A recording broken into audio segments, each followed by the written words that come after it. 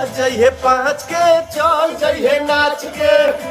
आप लोग बता दी कि पावर स्टार पवन सिंह की बहुत बड़ा धमाका होने वाला है।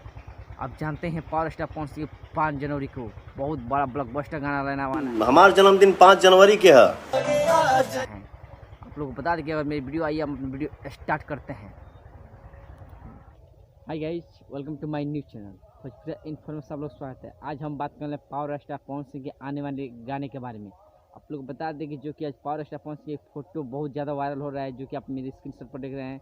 पावर स्टार और डिम्पल सिंह एक साथ नजर आने वाले हैं। आप लोग बता दें कि पावर स्टार पवन सिंह के इस गाने के 5 जनवरी को ये गाना आने वाला है, जो पावर स्टार पवन सिंह जी का जन्म है। आप लोगों को पता ही होगा, क्योंकि अगले साल पावर स्टार पवन सिंह का गाना था आज जइहे पाँच के चल जइहे नाच के। 5 के चल जाइए नाच के, उससे भी ब्लॉकबस्टर ये गाना होने वाला है। बता दें कि ये गाना वेब मिक्स से आने वाला है और ये गाना दिल्ली में इसका शूटिंग कंप्लीट कर लिया गया है। आप लोग बता दें, अगर मेरी वीडियो आप लोग अच्छा लगा तो प्लीज़ वीडियो को लाइक कर दीजिएगा और मेरे चैनल को सब्सक्राइब कर दीजिएगा। तब तक मिलते हैं नेक्स्ट वीडियो में।